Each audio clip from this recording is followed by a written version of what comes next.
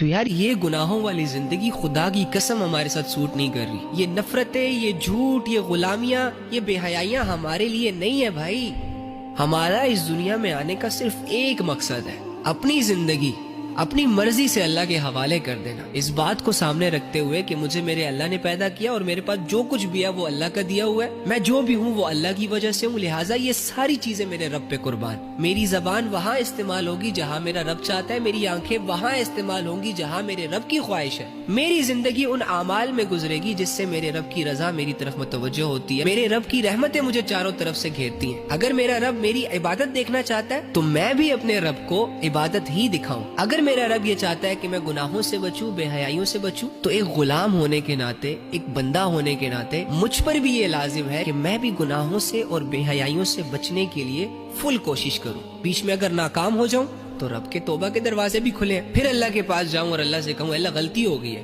اللہ کہے okay fine, معاف کیا، پھر دوبارہ اپنی زندگی اللہ کی فرمانبرداری میں گزارنا سٹارٹ کروں. جہاں جہاں گروں وہاں وہاں رب کو پکاروں. اللہ رب العزت کی بات مانتے مانتے جہاں مجھے میرے اللہ کی ضرورت ہوگی میں اللہ کو پکاروں، میں اللہ سے مدد مانگوں. اور اللہ تو ہر اس کام میں مدد کرتے ہیں جس میں انسان کی نیت یہ ہو کہ اللہ اس سے راضی ہو جائے، اور دنیا کی وجہ سے، لوگوں کی وجہ سے یا ماحول کی وجہ سے اسے کسی کمزوری کا سامنا کرنا پڑ رہا ہو. ایسی سچویشن میں انسان جب بھی اللہ کو پکارے گا اللہ خود آئے گا اس کی مدد کے لیے. لیکن ہم بہت ہی نکمے اور کامچور لوگ ہیں، ڈنڈیاں مار رہے ہیں. وہ رب جو یہ کہہ رہا ہے وہ ہوا علیم بذات الصدور کہ میرے بندے میں تیرے دل کے بھیدوں کو جانتا ہوں، رازوں کو جانتا ہوں، باتوں کو جانتا ہوں، وہ جانتا ہوں جو ابھی تک تو بھی نہیں جانتا. گناہ کرتے ہوئے ایسے رب کو ایسے اگنور کرتے ہیں جیسے وہ کچھ ہی نہیں دیکھ رہا، کچھ نہیں سن رہا، کچھ نہیں جانتا.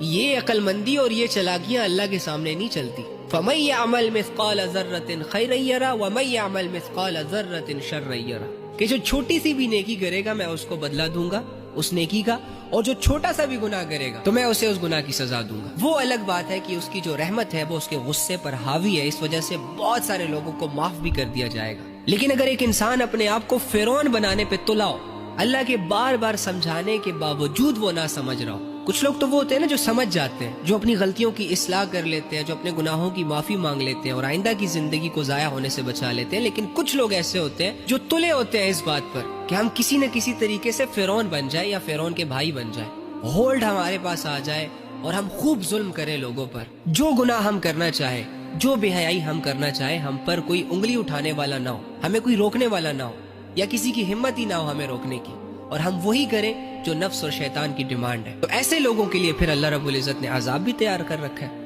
ایسے لوگوں کے لیے تو پھر یہ دنیا جنت ہے، اور جنت میں ہر خواہش پوری ہوتی ہے. تو نافرمانوں کے لیے